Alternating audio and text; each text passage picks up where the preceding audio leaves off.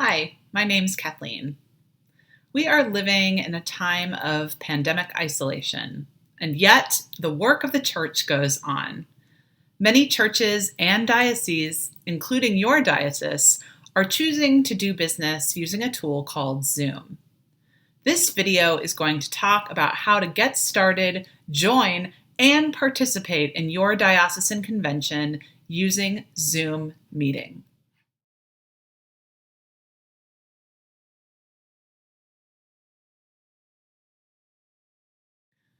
For these instructions, we are assuming that you are using a laptop or desktop computer. This is what we recommend. It should be outfitted with a webcam and with a speaker and microphone, or you may use a headset that has a speaker and microphone and is hooked into your computer.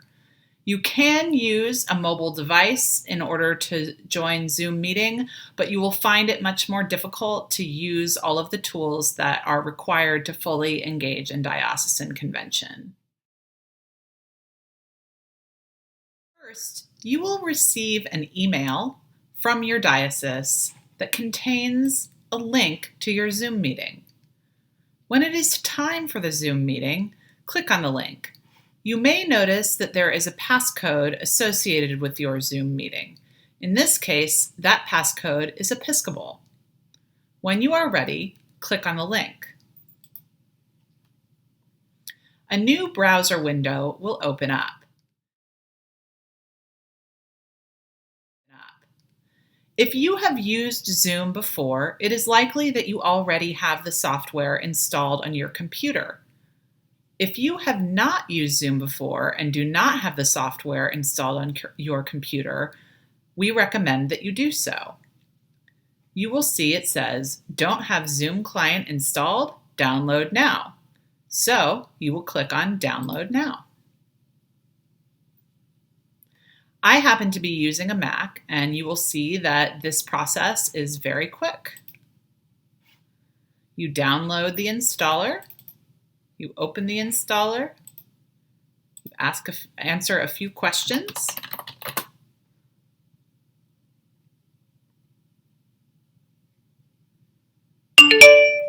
and there you go. Easy as that. If you have not yet Zoomed or received a Zoom link and you want to get ahead of the game before convention, you can go ahead and download the Zoom client anytime. Simply open up your web browser and navigate to zoom.us/download. Then you will be taken to this download center. The first option is Zoom Client for Meetings. Click the blue download button and it will take you through the steps we just went through. If you are unable to or do not wish to download the software, you can join a Zoom meeting using a web browser. Again, this is not what we recommend, but it can work. To do this, you will start out the same way. Click on the Zoom meeting link. Again, it will bring you to a new browser window. Go ahead and click on Download Now, but then click Cancel. You will see a new option to join from your browser has popped up. Click Join from your browser. Enter your name. Click the box to prove I'm not a robot, and click Join. Click Join Audio by Computer, and there you have it. You're in the meeting using your web browser. If you are able to download the software, you will click on Launch Meeting, click Open Zoom, and you will see yourself. Go ahead and click on Join with Video. Then go ahead and click on Join with Audio. Even though you clicked on Join with Audio, you will be dropped into these meetings on mute. That means that no one can hear you unless you click this unmute button here on the bottom. So let's get oriented to the screen here. you will see this particular Zoom meeting only has 2 participants. You can see right here, 2. Me and this stuffed cat who's awfully quiet. Obviously, in a diocesan Zoom meeting for diocesan convention, there are going to be a lot more people. In this view, which is called gallery view, you'll see pages and pages of people in what some people refer to as the Brady Bunch view. All kinds of people in their little squares. For some people, this can be a really overwhelming way to experience a meeting. It's a lot of visual data to take in. So one of the first buttons I want people to learn is this View button on the upper right. If you click View, you can see you have 2 options, Gallery and Speaker. So the gallery view is the Brady Bunch view, and speaker view will show only the person who is speaking, who is presenting. For a meeting like convention, this may well be what you want to choose. Obviously, Mr. Cat is very important. He's the host of this meeting, and he would have been the last person to talk. That is why he is featured as the big picture.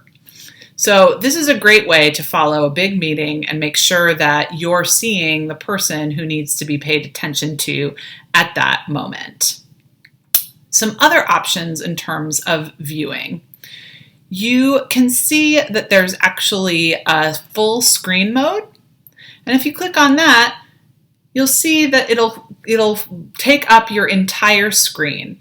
So if you like to really see what people look like and really see them close up, that may be a good option for you. Then let's look here at the bottom. Again, we've seen this mute unmute button. For our meetings, we ask that you remain on mute at all times. This isn't to be rude or because we don't want to hear from you, but it's because there are a lot of people on these meetings. And so if we have a bunch of people unmuted, we can hear all kinds of things like people mowing the lawn outside, or maybe cats or dogs or children in the background. And once a sound is heard, of course, then that person becomes the featured picture for those of us who are choosing that view. So we ask that you remain on mute at all times unless specifically asked to take yourself off of mute. Here you can see that you have the option to stop your video, and if you click that, you'll see that people can't actually see what's going on. You may choose to do that for various reasons, because you get up to get a cup of coffee, something like that throughout the day. But most of the time, we'll ask that you keep your video on so that folks can see you. And then you see the participants button. So again, as you can tell in this meeting, there are only 2 participants, but for diocesan convention, there will be many more. If you click on participants, you'll see this little box comes out, and it'll actually show all the names of those who are present. So that can be fun because you can see those familiar names and really get an idea of who else is there. This button called Chat is also really important. If you click on Chat, you'll have an opportunity to socialize just a bit with people. So you see there's a blue button here, and there are 2 options in a drop-down menu. One is Everyone, and one, in this case, is to the host, who is Cat. So if I wanted to send a message to everyone, I would say, "Hi friends, it is so good to see you on this Zoom meeting." And I'd hit enter, and everyone in the meeting would see this. If I wanted to speak to just Mr. Cat over there, I would select Cat and say, "Hello, Cat. I like your whiskers." For that message, where it says privately, you can tell that it went just to Cat. Of course, for chat, we want things to remain appropriate and we want things to remain friendly. So again, we want this to be a really nice place for you to be able to have some kind of socializing and saying hi to one another, perhaps offering prayers. But this is not a place for debate. This is not a place for inappropriate commentary or beating up on anyone or snarky comments about someone speaking. It is a place to connect a little bit when in this time when we're not able to gather in person. The chat box is also not a place to be officially recognized to speak in convention. That is another function.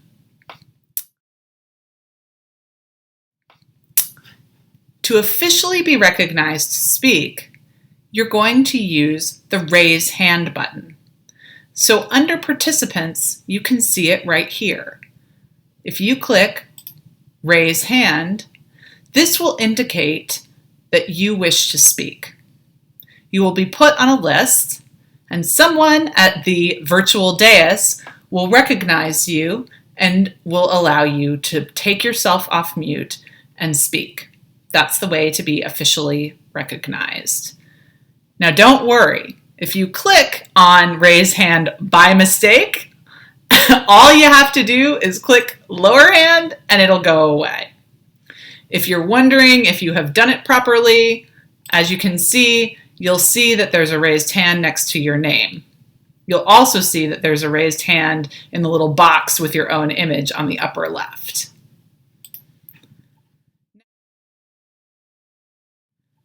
Now, I have to say, I personally have a little bit of trouble with these floating boxes in this full screen view. I prefer to go back up here to our view and exit full screen. When that happens, you can see a view where you have most of the action of the video and the audio going on the left. And then on the right, you can see your list of participants and, more importantly, see your chat and have your raise hand button always there available for you. This is the view I recommend. It may not work for you. So you can play as the day goes along and see what works best for you. Moving along on the bottom of the screen, you will see an option called Share Screen, but if you click it, you'll see that you don't actually have the ability to share your screen. That's only for those who are presenting at convention. You'll also see a record button. Again, you won't actually be able to record this meeting, but much of the meeting will be recorded by the diocese and available for later viewing. You will also see a reactions button. Now this might be used during the course of convention for fun moments or for moments for a little bit of levity. Someone may say, hey, do people think that they might want a break? Or do people think this is a good idea? Or applause. And so you have the option to applaud, or to thumbs up, or to heart something, or laugh, or wow, or celebrate. So when you click these reactions, they don't stay up there forever. They just stay up for a few seconds and indicate a little bit of how you are feeling. You may find that during your meeting, a poll is launched. When this happens, you'll see that a little window will pop up right in your Zoom meeting. In this case, it's called Test Poll. And you are being asked, which do you prefer, apple or orange? Simply select the one that you'd like. I'm going to select orange and click Submit. The administrator will then share the results of the poll once it's ready. As you know, voting is a huge part of the business that gets done at Diocesan Convention. Similar to how you get invited to the Zoom meeting, you will receive an email invitation from ElectionBuddy for voting. Open up this email and you will see that you will receive one single link for voting during the entire Diocesan Convention. To vote, visit this link. You will also see that you have been given an access key and a password. Depending on your diocese, you may be given one of these or the other or both. For these purposes, we're imagining that you have received both. This is just for security to make sure that you are you.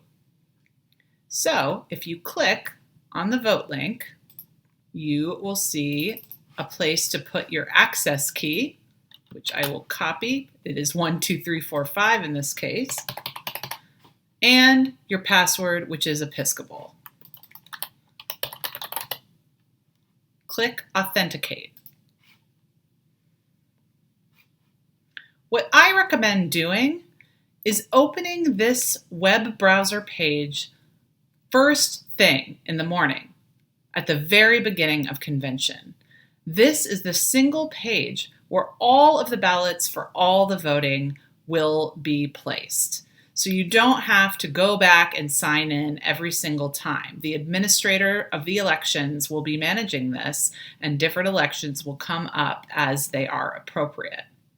So one thing that's a little bit tricky about this is if you're going to have this window open the entire time, which is what we recommend, you also have Zoom open the entire time. So some people may not be comfortable with this. One way to do it is on a single computer. You may have your Zoom window and you may just know that you have your web browser operating in the background. You may be comfortable with switching and toggling back and forth and back and forth. On the other hand, you may prefer to use your mobile device to sign in to ElectionBuddy. That might allow you to hold your phone in your hand, have ElectionBuddy open, constantly refreshing with whatever the appropriate elections are, while keeping your Zoom window fully open and being able to fully pay attention at the same time. This may also be a really good solution for more than one person in the same household who is sharing the same computer for convention. So it may be that two of you can share one Zoom window to join, but you will need to have different devices to vote from because you'll need to sign in using your different keys and passwords. So one of you may use the web browser to sign in using your credentials, and the other one may use a phone or an iPad or some other kind of tablet to sign in for their elections. So in order to complete an election, it's pretty simple. You'll go to the screen, and this is a test election, so you'll see that, that there will be any kind of explanation up here. Of course, what's going on Zoom will help you be oriented to exactly what's going on, so you know exactly what you're voting about. And so for this sample motion, you have exactly one of two options, or you may choose to abstain.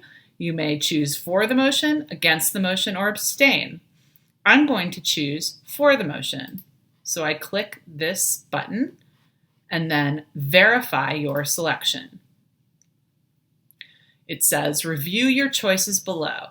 To change, choose edit ballot, or to finalize and vote, choose submit ballot. So this is important. If you made a mistake, you have a chance to click edit ballot, go back and say, oh my gosh, I wasn't thinking. I am actually against this motion. I'm going to switch. Verify your selection. Against the motion. Yes, that is what I meant to do. And then I am going to hit submit ballot. And I'm all done. So you can see that the election administrator has not made the results public. Once everyone has voted and the administrator is comfortable, then that person will make the vote public. If we were in convention, you will see that's how this works, that this same window will host vote after vote after vote until convention is done. We know some of you have been using Zoom meeting in this and many other ways through this COVID-19 period. We also know that for some of you, much of this may be brand new. For that reason, we recommend getting to your computer early on the morning of convention and making sure you are signed in to both ElectionBuddy and to Zoom. We also want you to know that your diocese has people on call ready to help you if you run into any trouble. Those details are available in the description of this video. Thank you so much for going along with this during this incredibly unusual convention season. I know we'd all much rather be in person, gathered together as we are accustomed, and that day will come again. But until then, I am so proud of us, church, for moving along and getting this important work done.